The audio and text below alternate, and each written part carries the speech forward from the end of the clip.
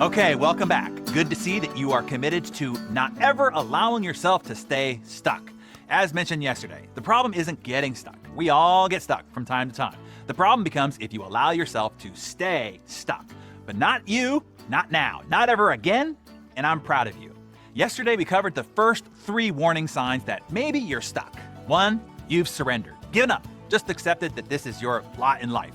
You showing back up here is a good sign that that stops now. Number 2, if you have become dulled by your routine. You sacrifice growth, adventure, and realizing your better potential for certainty and predictability. And number 3, you're chicken. Your ego is too fragile to take the risk to get out. So you stay in your comfy cocoon instead. Let's now cover the other 5 warning signs. Number 4, you take things for granted. Some opportunities are once in a lifetime. Doors open up to you, but then close and lock forever. But people stuck in a rut think that opportunities will just come on over again, right on schedule. They take for granted that if you want to get unstuck, you have to strike while the iron is hot. You have to carpe diem, seize the day and the moment. You have to act, step through the door of opportunity that has been made open to you. My mentor, Jim Rohn, would tell you, indecision is the thief of opportunity. Richard Branson would tell you that he has not been any more lucky or unlucky than anyone else. The difference was when luck came his way, he took advantage of it. Taking things for granted is true in our personal lives as well. We take our family for granted. We take our friends for granted. We take our home, our country, hell, our lives for granted. But life and your life force is like a fire. It has to be stoked, or it will dwindle out and die. And if all you will have left then is the smoke, the ashes, and the ruins of what once was. Number 5 are your excuses. The worst of all is saying, I don't know how. Hey, that might have worked back in the 1980s, but that dog don't hunt no more, as my Texas friends like to say. Every answer that you need to any conundrum to life is spelled out step by step with pictures and a tutorial video on the internet. The real reason is you're afraid. You're afraid to take action. But what action? You say. Hell, any action will do as long as it's forward. Just break the inertia. Take a step forward, and then another step forward, and then, oh my God, you're freaking walking. Speed it up, and you can even run. Jump in a vehicle, and you can speed your way forward. Just stop saying, I don't know what to do, and stop thinking that you can't begin until you know exactly what to do. The great victory goddess Nike said it this way: just freaking do it. That's a rough translation. I admit my Greek is a little rusty.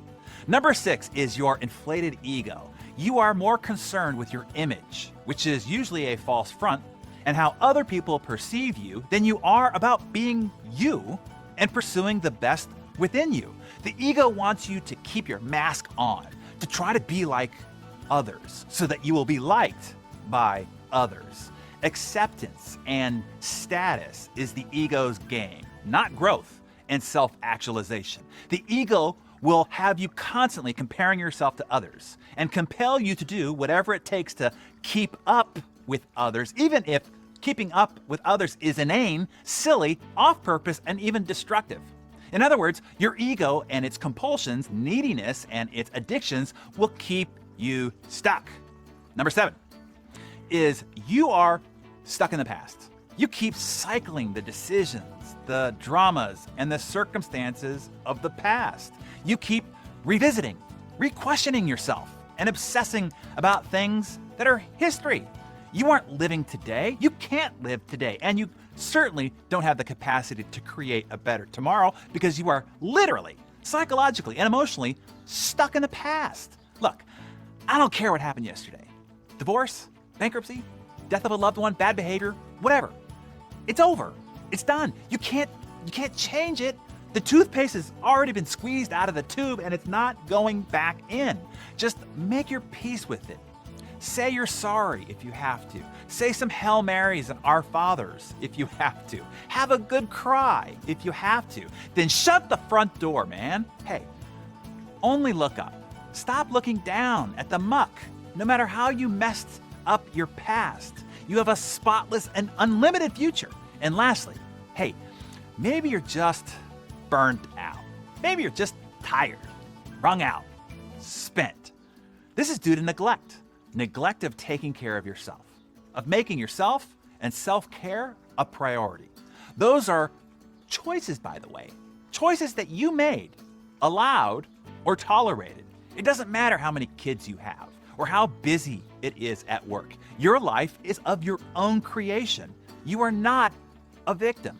The good news is you can make a new choice, and it might start with getting some freaking rest. Take a vacation. Unhook yourself from the matrix. It all will be here when you get back. We'll be fine for a week or two without you. Take a month. We got this. Because you're walking around like a zombie isn't helping anybody anyway. You're stuck. Your body's here, but your spirit, your vibrancy, your passion, all that we need from you, it's gone. You're hollow, and you're not really helping out anyway. You need to be refueled desperately before you really ruin your engine. Take a pit stop, for crying out loud. Every high-performance machine needs refueling. That includes you. Okay. Do you recognize any of these signs for yourself? Number 4, taking things for granted. Number 5, excuses. Number 6, ego. Number 7, stuck in the past. Or number 8, you're just burnt out. Make your peace by confessing in the comments below. And instead of Hail Marys and Our Fathers, make your penance be passing this Darren Daily around to those that you care about. The best way to get is to give. Give them the benefits of these insights in the hopes that it might help them to get unstuck. And tomorrow, I will give you that crowbar, the tool to pry you out of your rut and off to freedom once and for all. It's a 3-step process. It's not complicated, but it ain't easy either. It's not for the faint of heart, I warn you. But those here on Darren Daily, everyone here has the heart of a warrior. I know that for sure. So I'll see you in De Morgan. I'll actually be able to accomplish my 3 to 5 year business growth goal really in the next 12 to 18 months instead. So